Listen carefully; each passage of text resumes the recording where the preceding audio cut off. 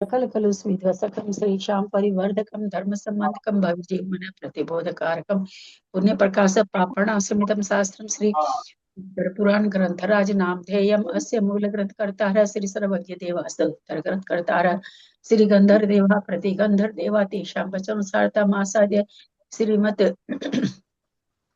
गुणभद्राचार्य विरचितमिदं शास्त्रं श्रोतारः सावधानतया शृण्वन्तु।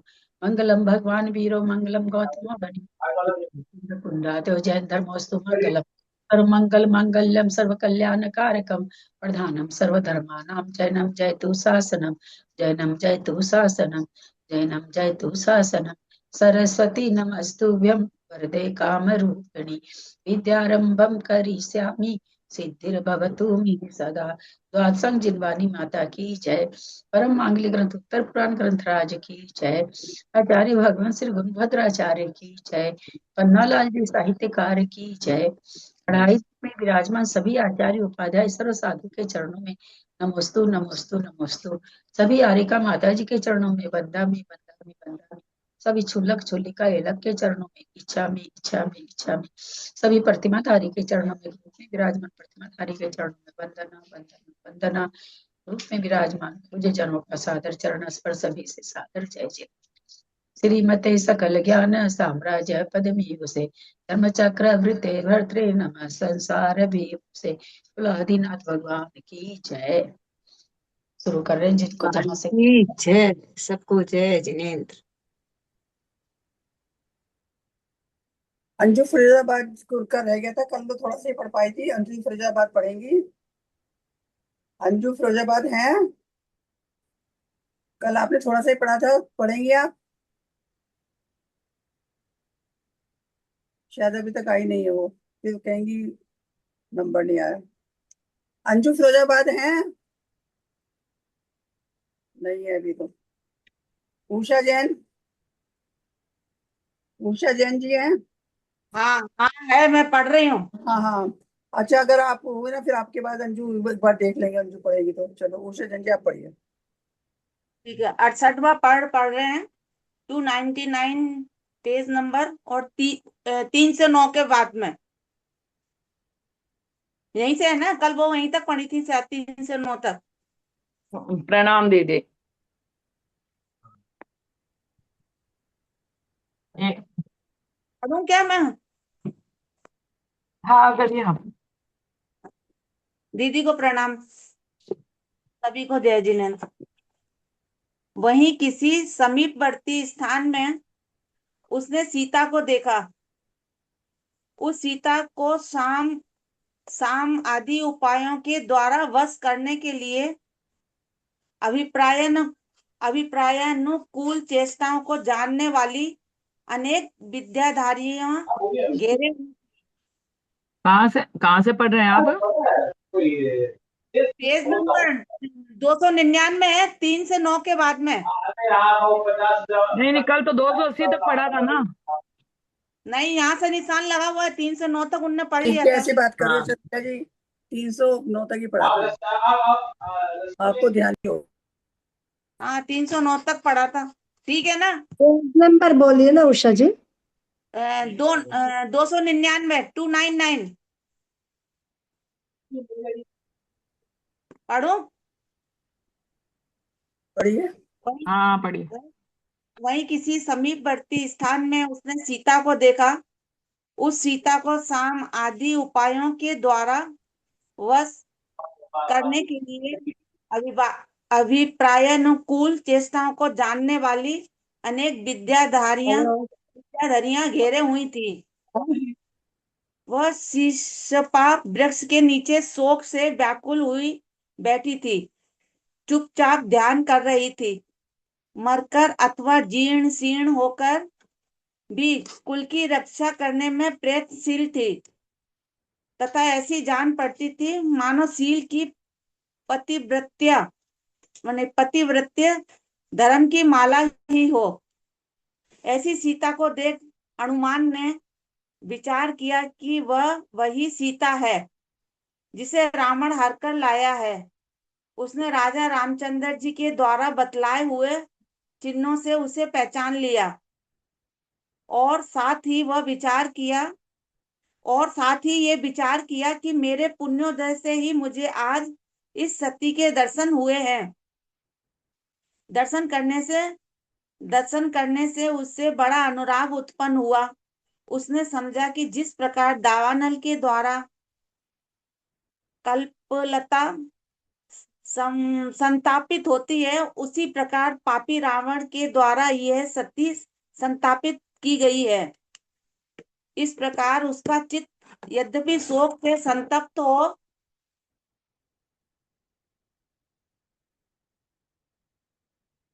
हो गया, तथापि वह नीति मार्ग में विशारद होने से सोचने लगा कि जो विवेकी मनुष्य अपने प्रारंभ किए हुए कर्म को सिद्ध करने में उद्यत रहता है, उसे क्रोध करना एक प्रकार का व्यसन है और कार्य में विघ्न करने वाला है, ऐसा नीतिज्ञ मनुष्य कहते हैं।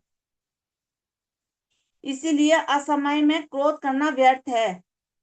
ऐसा विचार उसने क्षमा धारण की और उस पतिव्रता को अपने आने का समाचार बतलाने के लिए अवसर की प्रतीक्षा करता हुआ वो वहीं कुछ समय के लिए खड़ा हो गया। उसी समय चंद्रमा का उदय हो गया और वह उदयाचल के शिखर पर चूड़ामणि के समान सुशोभित होने लगा। उसी समय आज सीता को लाए हुए 7 दिन बीत चुके हैं, अतः देखना चाहिए कि उसकी क्या दशा है। ऐसा विचार करता हुआ रावण वहां आया। वह अनेक दीपिकाओं से आवृत था।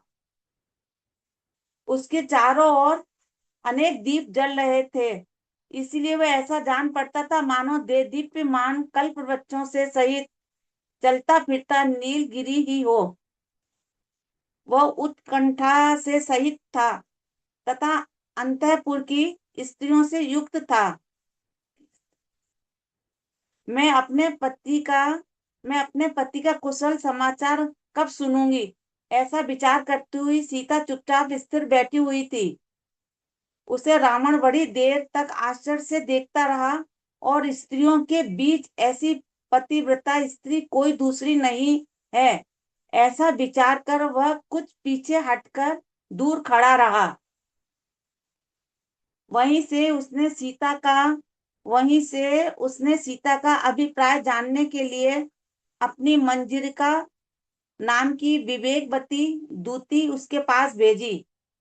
वह दूती सीता के पास आकर विनय से कहने लगी कि हे स्वामिन, विद्याधरों के राजा रावण की 5000 स्त्रियां हैं, जो विद्याधर राजाओं की पुत्रियां हैं और तुम्हारे ही समान मनोहर हैं।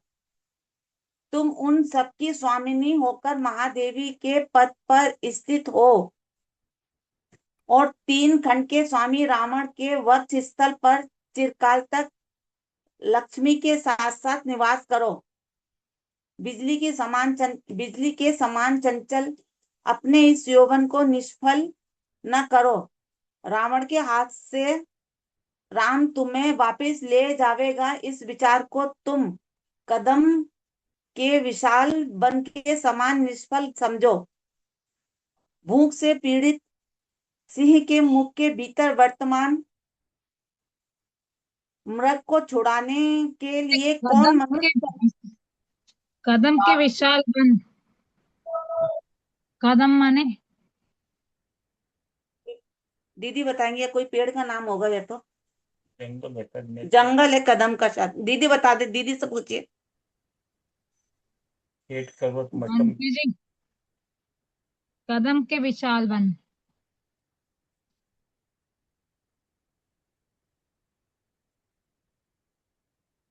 पढ़ूं क्या, पीछे पूछ लेना, दीदी अभी शायद है नहीं। चाची पूछ रही हैं। कदम के हाँ। विशाल वन। हाँ, कदम के विशाल वन। कदम के विशाल वन के समान निष्फल समझो। पदम के कदम कदम्ब। कदम्ब हाँ। हाँ के समान विशाल कदम्ब के विशाल वन के समान निष्फल समझो। क्या और चीज एक निष्फल समझो? उस रावण आगे के से पढ़ते, एक दो लाइन ऊपर से पढ़ती धीरे, एक दो लाइन। बिजली के समान चंचल अपने इस यौवन को निष्फल न करो। रावण के हाथ से राम तुम्हें वापिस ले जावेगा।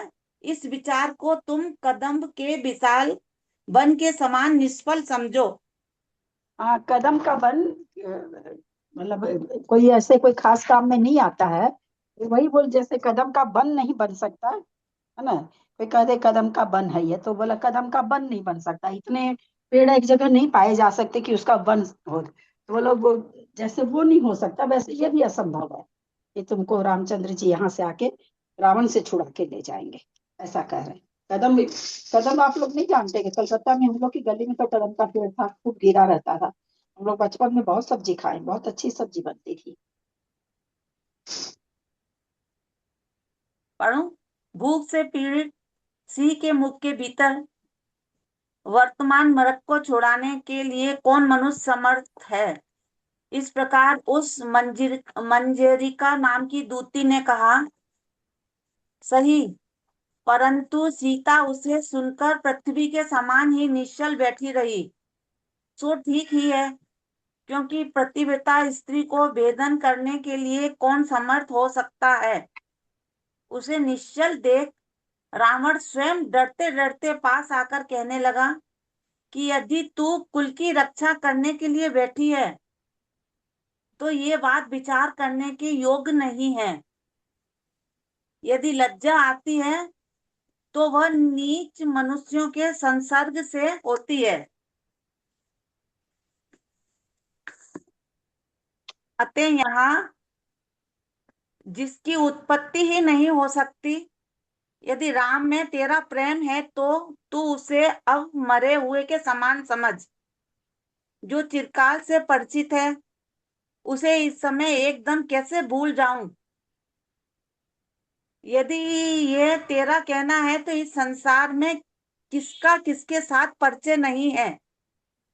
कदाचित ये सोचती हो कि राम यहाँ आकर तुझे ले जावेंगे, सो ये भी ठीक नहीं है, क्योंकि समुद्र तो यहाँ की खाई है, चित्रकूट किला है, विद्याधर लोकपाल है, लंका नगर है, मेघनाथ आदि योद्धा है, और मैं उनका स्वामी हूँ। फिर तुम्हारे राम का यहाँ प्रवेश ही कैसे हो सकता है। इसलिए हे प्रिय, राम की आशा छोड़कर मेरी आशा पूर्ण करो। जो कार्य अवश्य ही पूर्ण होने वाला है उसमें समय बिताने से तुझे क्या लाभ है। तू चाहे रो और चाहे हंस, मैं तो तेरा पहुना हो चुका हूँ, पाहुना हो चुका हूँ। हे सुंदरी, तू मेरी सुंदर स्त्रियों के समूह में चूड़ामणि के समान हो। यदि तू अभाग्यवश मेरा कहना नहीं मानेगी तो तुझे आज ही मेरी घट दासी बनना पड़ेगा, अथवा यमराज के घर रहने वालों का अतिथि होना पड़ेगा। इस तरह जिस प्रकार पुण्यहीन मनुष्य लक्ष्मी को वश करने के लिए व्यर्थ ही बकवास करता है, उसी प्रकार उस रावण ने सीता को वश करने के लिए व्यर्थ ही बकवास किया। उसे सुनकर सीता निश्चल चित्त हो धर्म ध्यान के समान निर्मलता धारण करती हुई निश्चल बैठी रही। रावण के मुख से निकले हुए वचन समूह रूपी अग्नि की पंक्ति सीता के धैर्य रूपी समुद्र को पाकर शीघ्र ही उसी समय शांत हो गई। सीता की धैर्य रूपी समुद्र को पाकर शीघ्र ही उसी समय शांत हो गई। उस समय रावण सोचने लगा कि मैं जिस प्रकार पराक्रम के द्वारा समस्त पुरुषों को जीतता हूँ, उसी प्रकार अपनी सौभाग्य रूपी संपदा के द्वारा समस्त स्त्रियों को भी जीतता हूँ, उन्हें अपने बस कर लेता हूँ। फिर भी यह सीता मेरा तिरस्कार कर रही है। ऐसा विचार कर रावण क्रोध करने लगा। सीता रूपी लता को शीघ्र ही जलाने के लिए रावण ने मन रूपी युद्ध स्थल में जो प्रचंड क्रोध रूपी दावानल फेर रही थी, उसे मंदोदरी ने हितकारी तथा सुनने योग्य वचन रूपी अमृत जल से शांत कर कहा कि आप इस तरह साधारण पुरुष के समान अस्थान में क्यों क्रोध कर रहे हैं? जरा सोचो तो सही, ये स्त्री क्या आपके दंड देने योग्य मालूम होती है? अरे, मंदार वृक्ष के फूलों से बनी हुई माला क्या अग्नि में डाली जाने के योग्य है? आप ये याद रखिए कि सती स्त्रियों का तिरस्कार करने से आकाशगामिनी आदि विद्याएं निश्चित ही नष्ट हो जाती हैं, और ऐसा होने से आप पक्ष रहित पक्षी के समान हो जाएंगे।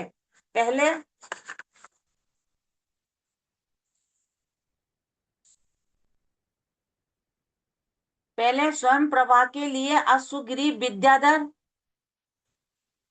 विद्यावती, एक पेज सही है नहीं है?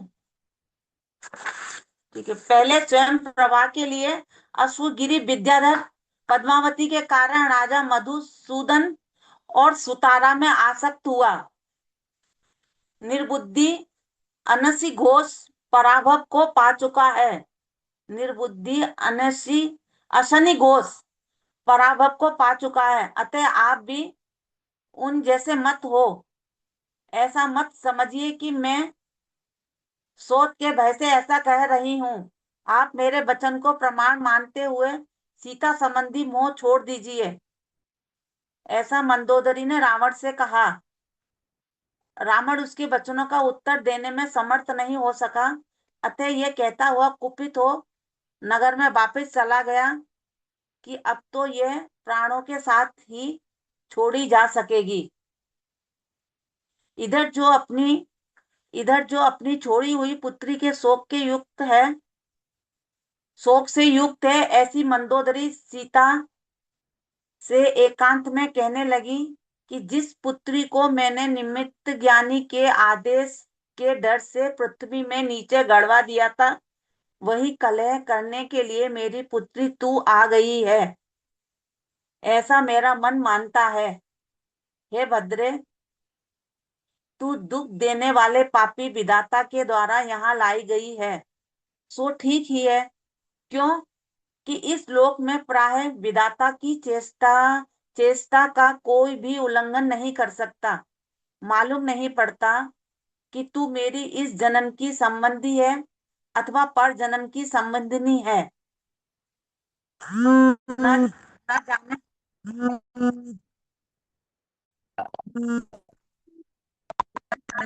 तुझे देखकर मेरा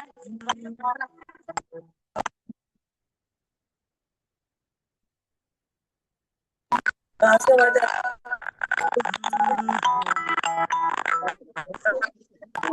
ये मेरा फोन किसी का हो गया। आ रही आवाज है? तुम्हारे यहाँ से आवाज आ रही है उषा? अभी आवाज आ रही है मेरी? आ रही है। अच्छा, अथवा पर जन्म की संबंधिनी है। न जाने क्यों तुझे देखकर आज मेरा स्नेह बढ़ रहा है। हे कमल लोचने, बहुत कुछ संभव है कि मैं तेरी माँ हूँ और तू मेरी पुत्री है, ये तू भी समझ रही है, परंतु ये विद्याधरों का राजा तुझे मेरी सौत बनाना चाहता है। इसलिए है बच्चे, चाहे मरण को भले ही प्राप्त हो जाना, परंतु इसके मनोरथ को प्राप्त न होना। इसकी इच्छा अनुसार काम नहीं करना। इस प्रकार कहती हुई मंदोदरी बहुत ही उत्सुक हो गई। उसके स्तनों से दूध झरने लगा और उसके स्तन युगल सीता का अभिषेक करने के लिए ही मानो नीचे की ओर झुक गए। उसका कंठ गदगद हो गया। दोनों नेत्रों से स्नेह को सूचित करने वाला जल गिरने लगा और उस समय उसका मुख कमल शोक रूपी अग्नि से मलिन हो गया। ये सब देख सीता को ऐसा लगने लगा मानो मैं अपनी माता के पास ही आ गई हूँ। उसका हृदय आर्द्र हो गया और नेत्र आंसुओं से भर गए। उसका अभिप्राय जानकर रावण की पटरानी मंदोदरी कहने लगी कि यदि तू अपना कार्य अच्छी तरह सिद्ध करना चाहती है तो हे माँ, मैं हाथ जोड़कर याचना करती हूँ, तू आहार ग्रहण कर, क्योंकि सबका साधन शरीर है और शरीर का साधन आहार है। चतुर मनुष्य यही कहते हैं कि यदि वृक्ष नहीं होगा तो फूल आदि कहाँ से आवेंगे। इसी प्रकार शरीर के रहते ही तुझे तेरे स्वामी रामचंद्र का दर्शन होगा। यदि उसका दर्शन साध्य न हो तो इस शरीर से महान तप ही करना चाहिए।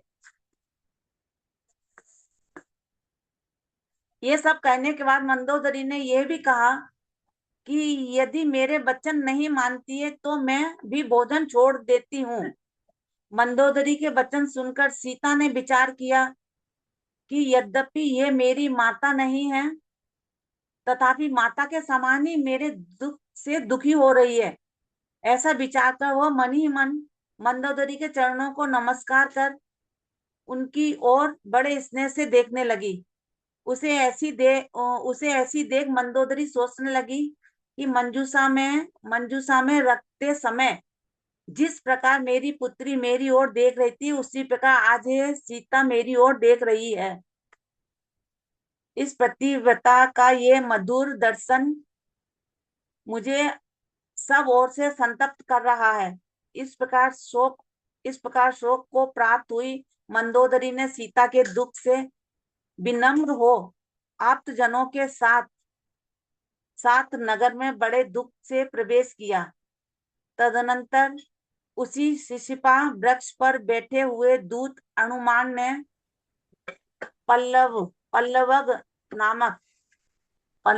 नामक विद्या के द्वारा अपना बंदर जैसा रूप बना लिया और वन की रक्षा करने वाले पुरुषों को निंद्रा से युक्त कर वह स्वयं सीता देवी के आगे जा खड़ा हुआ। बानर रूपधारी हनुमान ने सीता को नमस्कार कर उसे अपना सब वृतांत सुना दिया और कहा कि मैं राजा रामचंद्र जी के आदेश से जिसके भीतर पत्र रखा हुआ है ऐसा एक पिटारा ले आया हूँ। इतना कह उसने वह पिटारा सीता देवी के आगे रख दिया। बानर को देखकर सीता को संदेह हुआ कि क्या यह मायामयी शरीर को धारण करने वाला नीच रावण ही है। इस प्रकार सीता संशय कर रही थी कि उसकी दृष्टि श्री वत्स के चिन्ह से चिन्हित एवं अपने पति के नाम अक्षरों से अंकित रत्नमयी अंगूठी पर जा पड़ी। उसे देख वह फिर भी संशय करने लगी कि मुझे तो ऐसा जान पड़ता है कि ये दुष्ट रावण की ही माया है। क्या है ये कौन जाने, परंतु ये पत्र तो उन्हीं का है और मेरे भाग्य से ही यहाँ आया है। ऐसा सोचकर उसने पत्र पर लगी हुई मुहर तोड़कर पत्र वांचा। पत्र वांचते ही उसका शोक नष्ट हो गया। वह स्नेह पूर्ण दृष्टि से देखकर कहने लगी कि तूने मुझे जीवित रखा है, अतः मेरे पिता के पद पर अधिष्ठित है, मेरे पिता के समान है। जब सीता ने उक्त वचन कहे तब पवन पुत्र हनुमान ने अपने कान ढककर उत्तर दिया कि हे माता, आप मेरे स्वामी की महादेवी हैं। इस दीदी पर दीदी एक मिनट दीदी, इसमें बार बार हनुमान नाम आ रहा है, तो हनुमान ही है क्या? हनुमान है, प्रिंट गलत तो नहीं है ना? नहीं, हनुमान का नाम ही हनुमान रखा हुआ है। वो यहाँ हनुमान ही है ना नाम? हनुमान ही आया है सब जगह। हाँ, सब जगह हनुमान ही आया है, वही मतलब हनुमान भी नाम है क्या? हनुमान ही नाम है। हम्म। आप मेरे स्वामी की महादेवी हैं, इस पर अन्य कल्पना न कीजिए। हे पतिव्रते, यद्यपि तुम्हें आज ही ले जाने की मेरी शक्ति है, तथापि स्वामी की यह आज्ञा नहीं है। स्वामी की आज्ञा नहीं है। राजा रामचंद्र जी स्वयं ही आकर रावण को मारेंगे और उसकी लक्ष्मी के साथ साथ तुम्हें ले जावेंगे। उस साहसपूर्ण कार्य से उनकी कीर्ति तीनों लोकों में व्याप्त होकर रहेगी।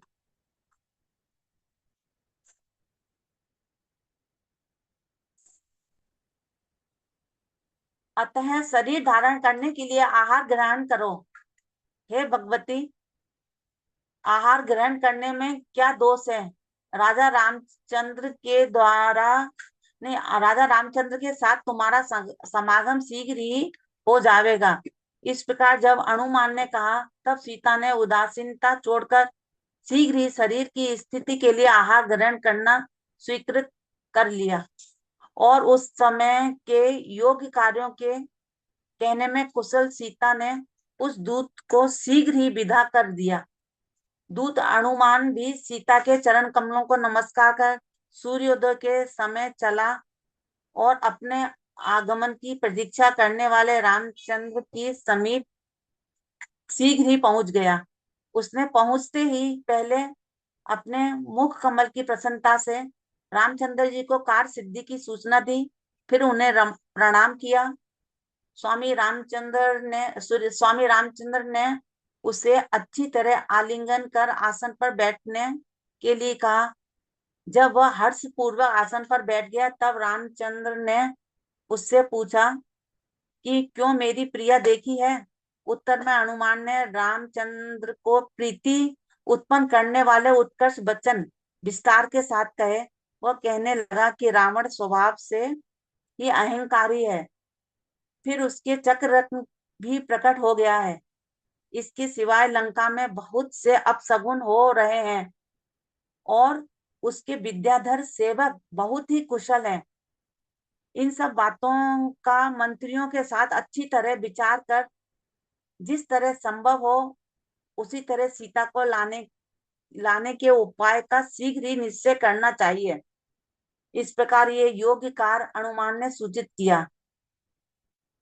वलिष्ठ अभिप्राय को धारण करने वाले रामचंद्र ने हनुमान से कहे वचनों का हृदय में अच्छी तरह विचार किया। उसी समय उन्होंने हनुमान को सेनापति का पट्ट बांधा और सुग्रीव को युवराज बनाया। तदनंतर उन्होंने उन दोनों के साथ साथ मंत्री से करने योग्य कार्य का निर्णय पूछा। उत्तर में अंगद ने कहा कि हे स्वामी, राजा 3 प्रकार के होते हैं। नंबर 1 लोभ विजय, नंबर 2 धर्म विजय और नंबर 3 असुर विजय।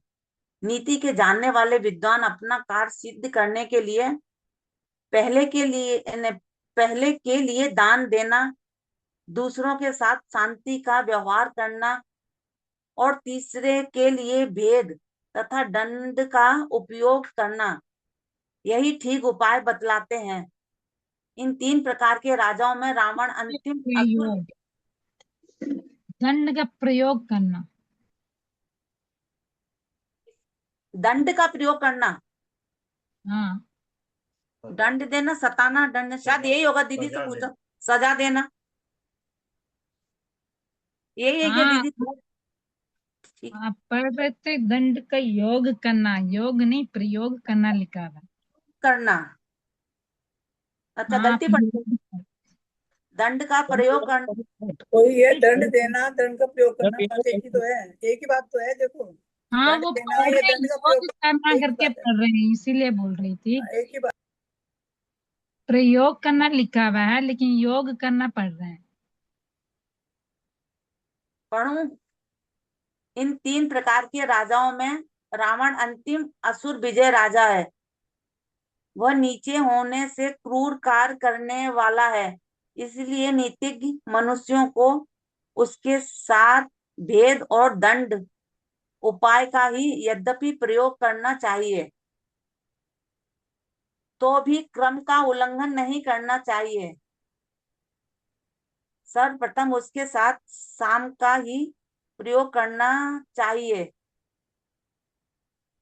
यदि आप इसका निश्चय करना चाहते हैं कि ऐसा शाम का जानने वाला कौन है जिसे वह वहां भेजा जाए, जिसे वहां भेजा जावे। तो उसका उत्तर यह है कि यद्यपि दक्षता, चतुरता आदि गुणों से सहित अनेक भूमि गोचरी राजा हैं, परंतु उनमें आकाश में चलने की सामर्थ्य नहीं है। इसलिए आपने जो ये नया सेनापति बनाया है, इसे ही भेजना चाहिए। इस अनुमान ने मार्ग देखा है, इसे दूसरे दबा नहीं सकते।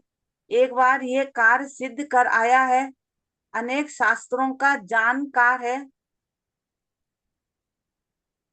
तथा जाति आदि विद्याओं से सहित है, इसलिए इससे कार्य का निर्णय अवश्य ही हो जाएगा।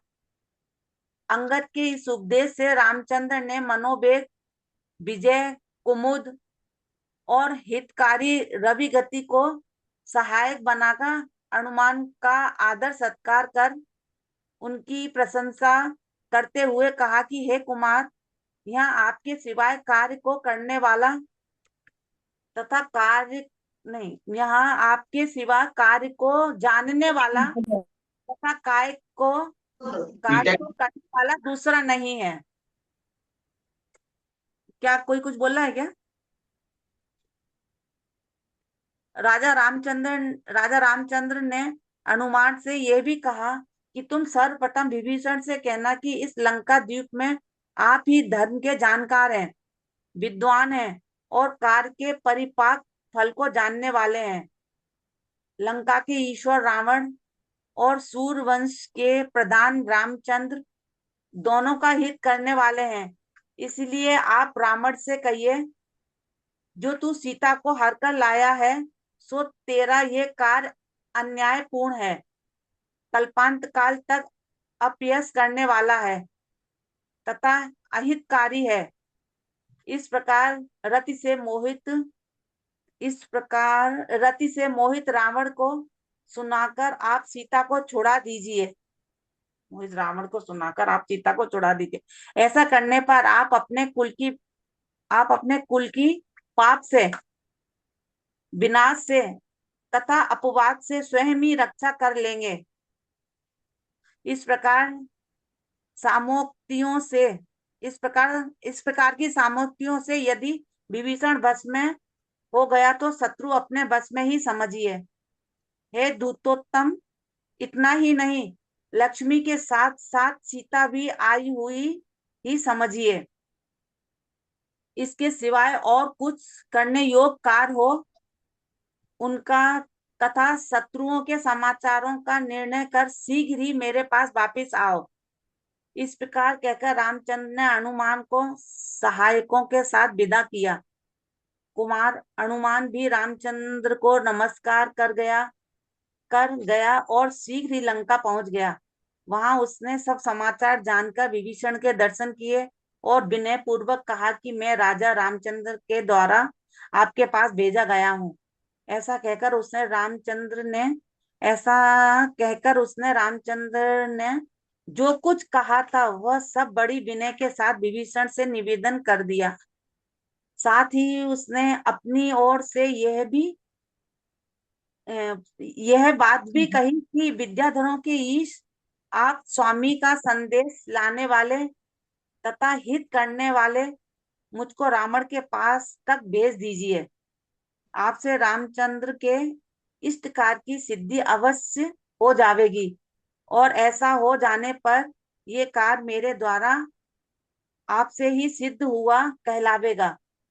आपके द्वारा ऐसा कहे जाने पर भी वह मूर्ख यदि सीता को नहीं छोड़ता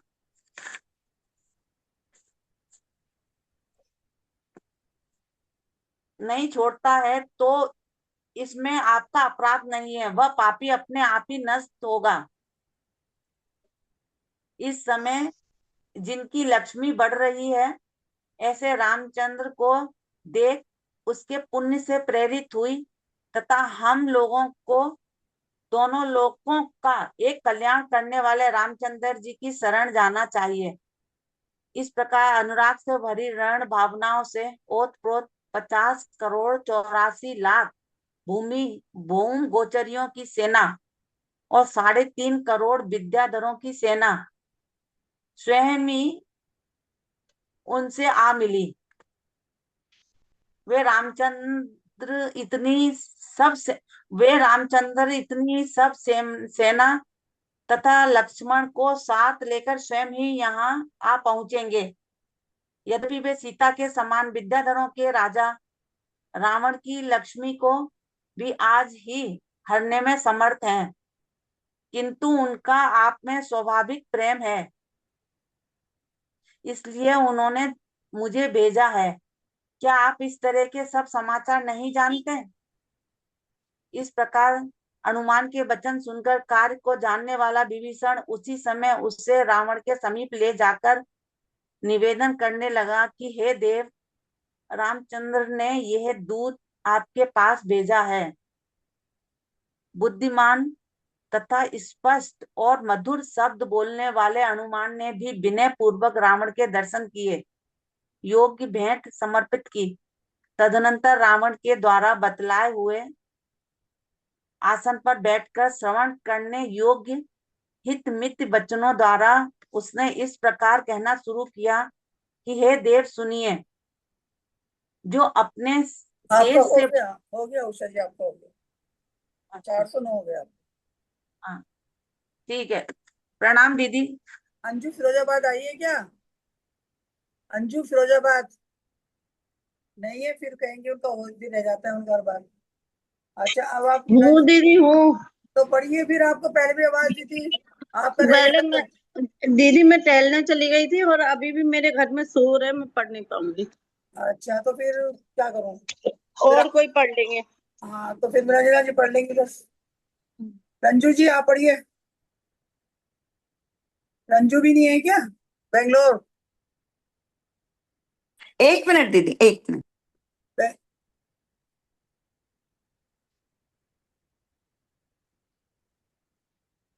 एक मिनट पढ़।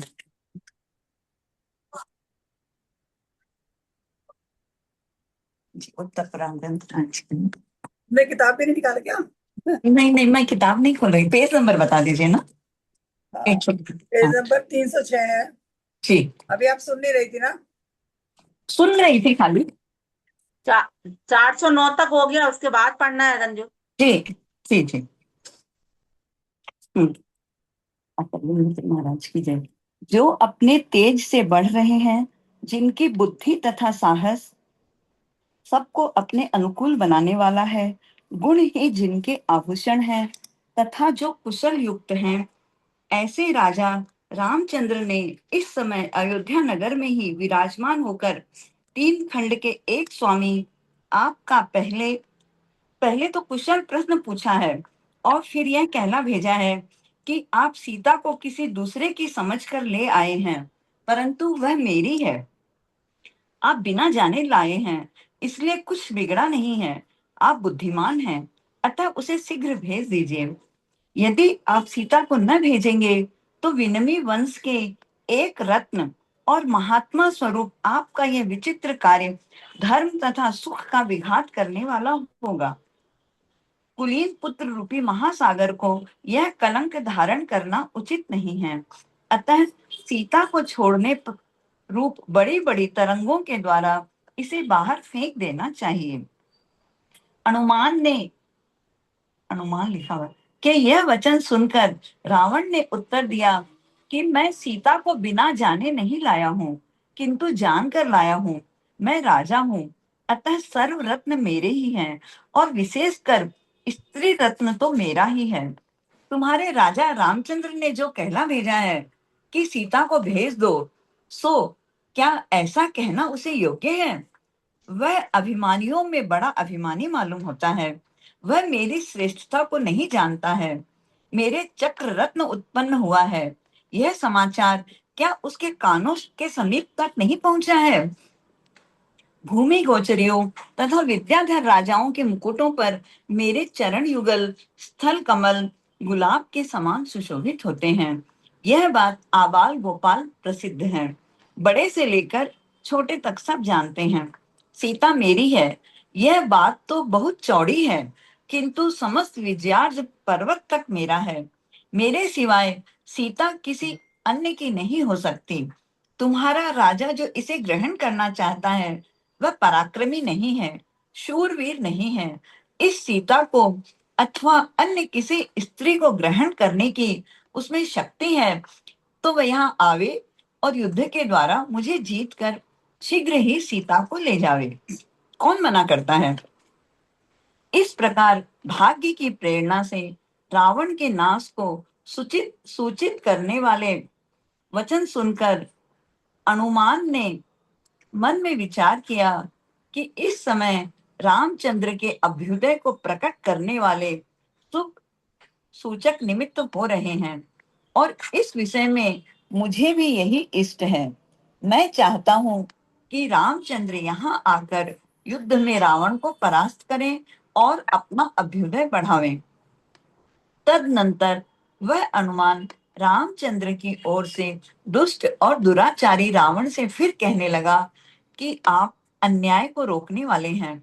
यदि रोकने वाले को ही रोकना पड़े तो समुद्र में बड़वानल के समान उसे कौन रोक सकता है? यह सीता अभेद्य है, इसे कोई विचलित नहीं कर सकता और मैं सिंह के समान पराक्रमी प्रसिद्ध रामचंद्र हूँ। इस अकार्य के करने से जब तक चंद्रमा रहेगा तब तक आपकी निष्प्रयोजन अकीर्ति बनी रहेगी। इस बात का भी आपको विचार करना उचित है। मैंने भाई बने के संबंध से आपके लिए हितकारी वचन कहे हैं। हे स्वामिन, यदि आपको रुचिकर हो तो ग्रहण कीजिए, अन्यथा मत कीजिए। इस प्रकार दूत अनुमान के वचन सुनकर रावण फिर कहने लगा कि चूंकि राजा जनक ने अहंकारवश मुझे सूचना दिए बिना ही यह सीता रूपी रत्न रामचंद्र के लिए दिया था, इसलिए क्रोध से मैं इसे ले आया हूं।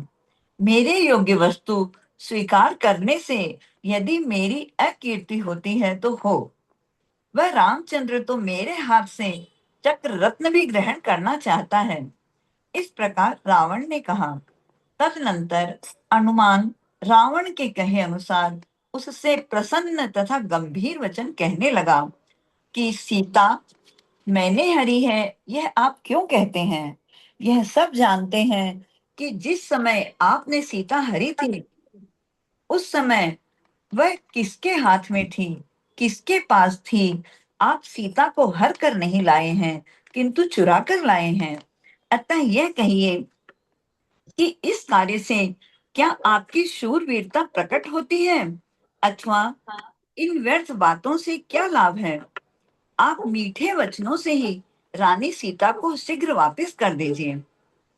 इस प्रकार अनुमान से उत्पन्न हुए तिरस्कार सूचक रूपी अग्नि से जिसका हृदय संतप्त हो रहा है, ऐसा पुष्पक विमान का स्वामी रावण कहने लगा कि रामचंद्र दृष्टि विष सर्प के फणामणि को ग्रहण करने की इच्छा करने वाले पुरुष की गति को प्राप्त करना चाहता है, मरना चाहता है। तू दूत होने के कारण मारने योग्य नहीं है, अतः यहाँ से चला जा, चला जा। इस प्रकार रावण ने सिंह को जीतने वाली अपनी गर्जना से अनुमान को ललकारा। तदनंतर कुंभ, निकुंभ एवं क्रूर प्रकृति वाले कुंभकर्ण आदि योद्धाओं ने इंद्रजीत, इंद्रचर्म, अति कन्यार्क, खरदूषण, खर, दुर्मुख, महामुख आदि विद्याधरों ने और क्रुद्ध हुए अन्य कुमारों ने अनुमान को बहुत ही ललकारा। तब अनुमान ने कहा कि स्त्री जनों के सामने इस व्यर्थ की गर्जना से क्या लाभ है? इससे कौन सा कार्य सिद्ध होता है? आप लोग मेरा उत्तर संग्राम में ही सुनिए। यह सुन नयों के जानने वाले विभूषण ने उन क्रुद्ध विद्याधरों को रोकते हुए कहा कि यह दुर्वचन कहना ठीक नहीं है। विभीषण ने अनुमान से भी कहा कि हे भद्र, तुम अपने घर जाओ। अकार्य करने के कारण जिसे आर्य मनुष्यों ने छोड़ दिया है, ऐसे इस रावण को कोई नहीं रोक सकता। यह किसी की बात मानने वाला नहीं है। ठीक ही है, आगे आने वाले शुभ अशुभ कर्म के उदय को भला कौन रोक सकता है। इस प्रकार विभीषण ने कहा। तब हनुमान, जिसने आहार पानी छोड़ रखा था, ऐसे सीता के पास गया। मंदोदरी के उपरोध से सीता ने कुछ थोड़ा सा खाया था। उसे देख हनुमान शीघ्र ही समुद्र को पार कर रामचंद्र के समीप आ गया और नमस्कार कर कहने लगा कि बहुत कहने से क्या लाभ है। सबका सारांश यह है कि रावण सीता को नहीं छोड़ेगा, इसलिए इसके अनुरूप कार्य करना चाहिए। विलंब मत कीजिए, क्योंकि बुद्धिमान मनुष्य निश्चित किए हुए कार्य में शीघ्रता करने की प्रशंसा करते हैं। जो कार्य निश्चित किया जा चुका है उसे शीघ्र ही कर डालना चाहिए। हनुमान की यह बात सुनकर इक्ष्वाकु वंश के सिंह रामचंद्र अपनी चतुरंग सेना के साथ चित्रकूट नामक वन में पहुंचे। वे यद्यपि शीघ्र ही लंका की ओर प्रयाण करना चाहते थे, तथापि समय को बलवान मानकर उन्होंने वर्षा ऋतु वहीं बिताई। जब रामचंद्र चित्रकूट वन में निवास कर रहे थे, तब राजा बलि का दूत उनके पास आया और प्रणाम करने के अनंतर भेंट समर्पित करता हुआ बड़ी सावधानी से यह कहने लगा कि हे देव, मेरे स्वामी राजा बाली बहुत ही बलवान हैं। वे आपसे इस प्रकार निवेदन कर रहे हैं कि यदि पूज्यपाद महाराज रामचंद्र मुझे दूत बनाना चाहते हैं तो सुग्रीव और हनुमान को दूत न बनावें, क्योंकि वे दोनों बहुत थोड़ा कार्य करते हैं। यदि आप मेरा पराक्रम देखना चाहते हैं तो आप यहीं ठहरिए, मैं अकेला ही लंका जाकर और रावण का मान भंग कर आर्या जानकी को आज ही लिए आता हूँ। इस प्रकार बाली के दूत के वचन सुनकर रामचंद्र ने साम और भेद को जानने वाले मंत्रियों से पूछा कि किष्किंधा नगर के राजा बाली को क्या उत्तर दिया जावे। इस प्रकार मंत्री समूह से पूछा। तब सर्वप्रिय एवं सर्व प्रशंसित अंगद ने कहा कि शत्रु, मित्र और उदासीन के भेद से राजा 3 प्रकार के होते हैं। इन 3 प्रकार के राजाओं में रावण हमारा शत्रु है और बाली मित्र का शत्रु है। यदि हम लोग उसके कहे अनुसार कार्य नहीं करेंगे तो वह शत्रु के साथ संधि कर लेगा, उसके साथ मिल जाएगा और ऐसा होने से शत्रु की शक्ति बढ़ जाएगी, जिससे उसका उच्छेद करना दुख साध्य हो जाएगा। यदि बाली की बात मानते हैं तो यह कार्य आपके लिए कठिन है। इसलिए सबसे पहले किष्किंधा नगरी के स्वामी के नाश करने का काम जबरदस्ती आपके लिए आ पड़ा है। इसके बाद शक्ति और संपत्ति बढ़ जाने से रावण का नाश सुखपूर्वक किया जा सकेगा। इस प्रकार अंगद के वचन स्वीकृत कर रामचंद्र ने बाली के दूत को बुलाया और कहा कि आपके यहाँ जो महामेघ नाम का श्रेष्ठ हाथी है वह मेरे लिए समर्पित करो तथा मेरे साथ लंका के लिए चलो। पीछे आपके इष्ट कार्य की चर्चा की जाएगी। ऐसा कहकर उन्होंने बाली के दूत को विदा किया और उसके साथ ही अपना दूत भी भेज दिया। वे दोनों ही दूत जाकर सुग्रीव के बड़े भाई बाली के पास पहुंचे और उन्होंने रामचंद्र का संदेश सुनाकर उसे बहुत ही कुपित कर दिया। तब मद से उद्धत हुआ बाली कहने लगा कि इस तरह मुझ पर आक्रमण करने वाले रामचंद्र क्या स्त्री को अपहरण करने वाले रावण को नष्ट कर तथा सीता को वापस लाकर दिशाओं में अपना यश फैला लेंगे। स्त्री का अपहरण करने वाले रावण के लिए तो इन्होंने शांति के वचन कहला भेजे हैं और जो मिलकर इनके साथ रहना चाहता है ऐसे मेरे लिए ये कठोर शब्द कहला भेजे हैं, कहला रहे हैं। इनकी बुद्धि और शूरवीरता तो देखो कैसी है। गर्व से भरी हुई बाली की इस नीच भाषा को सुनकर रामचंद्र के दूत ने कहा कि रावण चोरी से पर स्त्री हरण हर कर ले गया है। सो उस नहीं है। जी ले गया है। सो उस उन्मार्गगामी को दोनों अपराधों के अनुरूप जो दंड दिया जाएगा उसे आप शीघ्र ही देखेंगे, अथवा इससे आपको क्या प्रयोजन? यदि आपको महामेघ हाथी देना इष्ट है तो इस दुष्ट अहंकार को छोड़कर वह हाथी दे दो और स्वामी की सेवा करो। ऐसा करने से आप अवश्य ही शीघ्र वृद्धि को प्राप्त होंगे। इस प्रकार कहकर दूत ने बाली को क्रोध से प्रज्वलित कर दिया। तब यमराज का अनुकरण करने वाला बाली उत्तर में निम्न प्रकार कठोर वचन कहने लगा। उसने कहा कि यदि रामचंद्र को जीने की आशा है तो हाथी की आशा छोड़ दें। यदि जीने की आशा नहीं है तो युद्ध में मेरे सामने आवे, और उन्हें हाथी पर बैठने की इच्छा है तो मेरे चरणों की सेवा को प्राप्त हों। फिर मेरे साथ इस हाथी पर बैठकर गमन करें। दीदी टाइम हो गया। ये पूरा पढ़ लूंगी। एक मिनट सुनो, ये ना 472 तक पढ़ लेंगे, पेपर में 472 तक आएगा, पता नहीं शायद पेपर दे दें आज। जी देख ले भाभी है क्या यहाँ पे? है भाभी है क्या? उसका कल वाला रिजल्ट आ गया क्या तिसला जी? है कल हाँ, वाला रिजल्ट आ गया क्या? रिजल्ट कल वाला नहीं आया। कल तुमने पता नहीं चला पेपर कब आया है, लेट आया होगा ना। 472 तक अगर पेपर हुआ तो आ जाएगा, तो 472 तक पढ़ लेने दो। ठीक। इस किसी को प्रकार दिक्कत तो नहीं है? किसी को दिक्कत तो नहीं है?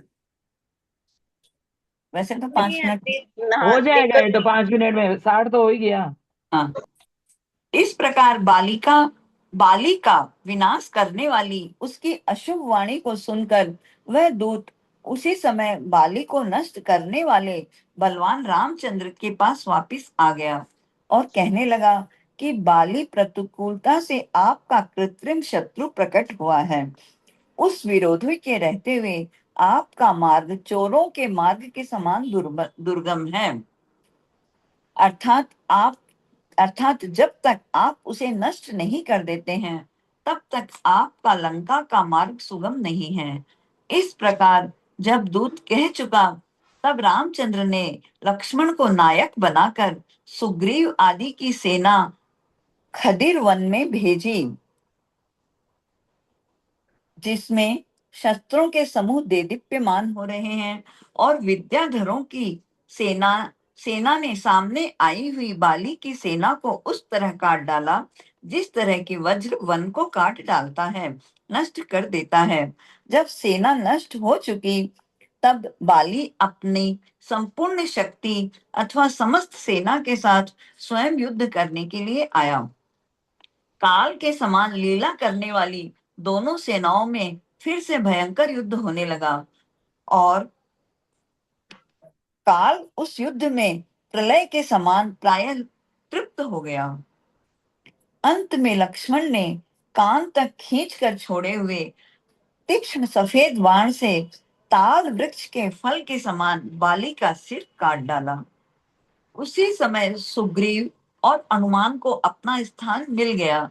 सो ठीक ही है, क्योंकि अच्छी तरह की हुई प्रभु की सेवा प्रायः शीघ्र ही फल देती है। तदनंतर सब लोग राजा रामचंद्र के पास गए।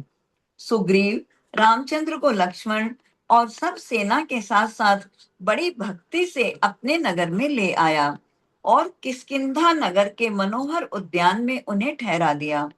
उस समय शरद ऋतु आ गई थी और रामचंद्र के साथ राजाओं की 14 अक्षौहिणी प्रमाण सेना इकट्ठी हो गई थी। जहां से शिव घोष मुनि ने मोक्ष प्राप्त किया था, ऐसे जगतपाद नामक पर्वत पर जाकर लक्ष्मण 7 दिन तक निराहार रहकर पूजा की और प्रज्ञप्ति नाम की विद्या सिद्ध की। विद्या सिद्ध करते समय 108 योद्धाओं ने उसकी रक्षा की थी।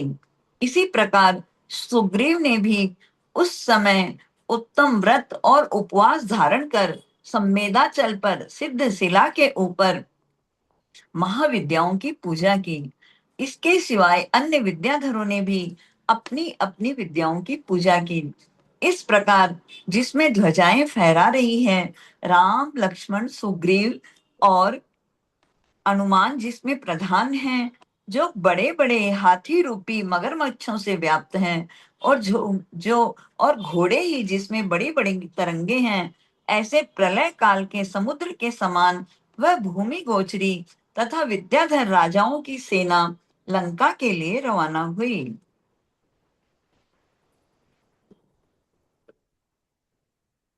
जी 72 तक हो गया है। आप जिनवानी स्तुति कर लीजिए। जी भाभी है क्या? भाभी है? बोलिए बोलिए हाँ सुमित्रा जी। हाँ भाभी, ये ना 472 तक इसलिए कि पेपर में आएगा करा दिया था, थोड़ा सा ज्यादा टाइम ले लिया। हाँ तो ठीक है, मैं तो हाँ टीवी से हाँ चालू क्योंकि हुआ था क्लास। क्योंकि ना अगर वो पेपर देंगे आज, भाभी पता नहीं कल भी उनका पता नहीं चला हमें पेपर कब दिया। पेपर देंगे क्या आज भी वो? पता नहीं, पूछते चूंकि हुआ नहीं था ना, तो मैंने उनको पूछा नहीं। हाँ अभी भी हुआ है 472 तक। तो चलो अब जिनवानी स्तुति हो जाएगी। गुरुवर हमें बतलाए, तू तू प्यार का सागर है। गुरुवर हमें बतलाए, गुरुवर हमें बतलाए, जाएं कहाँ तुम्हें छोड़ के हम, भटके हैं अनादि से, भटके हैं अनादि से, पाए सच्ची शरणा हम। हाय रे पागल मन का पंछी, हाय रे पागल, मेरा तो गला चलता ना, मैं कर भी दूं पूरा, तो कौन हाय से रे पेज पर है? पागल मन का पंछी, दौड़ के आए कौन से तेरे पेज पर है? द्वार। ये पेज थोड़ा नंबर 43। मैं थोड़ा सा शुरू कर देती हूँ तो आपको पकड़ में आ जाएगा। एक मिनट। करके प्यार का सागर है, तू प्यार का प्यार का सागर है, सागर है, गुरुवर हमें प्यार का बतलाए, सागर गुरुवर हमें बतलाए, जाए कहाँ तुम्हें छोड़ छोड़ के के हम, हम भटके हैं अनादि अनादि से, से, भटके हैं अनादि से, पाए सच्ची शरण हम, गुरुवर हमें बतलाए। हाय रे पागल पागल मन का पंछी, दौड़ के दौड़ के आए आए तेरे तेरे द्वार, द्वार, दौड़ के आए आए तेरे तेरे द्वार, द्वार, करके दर्शन दर्शन अपने गुरु का, का, शांत संत चित चित्त हो हो जाए, जाए, शांत शांत चित चित्त हो हो जाए, जाए, भला भला कौन कौन इसे इसे समझाए, समझाए, भला कौन कौन इसे इसे समझाए, किसको दोष लगाए हम, गुरुवर गुरुवर हमें बतलाए। बतलाए, गुरुवर हमें बतलाए। दीदी आई। कलकत्ता आपके आने से पहले ऐसे ऐसे नहीं नहीं थे हम, ऐसे नहीं थे थे हम, हम, वाणी में में तेरे तेरे कौन कौन सा सा जादू, जादू, भाभी को पढ़ ले दो। पागल हो गए हम, पागल हो गए हम, बस इतनी मेहर करना, बस इतनी मेहर करना, हो जाए न जड़वत हम, गुरुवर हमें बतलाए, गुरुवर हमें बतलाए, जाए कहाँ तुम्हें छोड़ के हम, भटके हैं अनादि से, आगम से तुमने बतलाया, गुरु बिन तेरे न कोई, गुरु बिन तेरे न कोई, किसी धर्म में किसी भी पंथ में, गुरु की उपमा न कोई, गुरु की उपमा न कोई, फिर इतने नहीं हम मूर्ख, फिर इतने नहीं हम मूर्ख, छोड़ दे उत्तमोत्तर शरणाम, छोड़ दे उत्तमोत्तम शरणाम,